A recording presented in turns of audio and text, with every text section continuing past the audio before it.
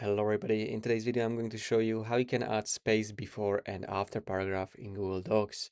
So you want to open your document and after that you want to select area or the part of the document which you want to add spaces to. So let's say I can select only the first page like this. Then I can click on this line paragraph spacing over here. And here you're gonna have two options. You can add space before paragraph or after. You can do also both options. So add space before paragraph. I'm gonna click on it, and now you can see we have space before each paragraph.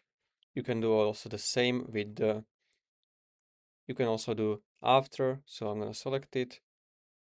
Align paragraph settings, add space after paragraph, and now you have spaces after paragraphs as well. If you want to apply this to your whole document, it's very simple.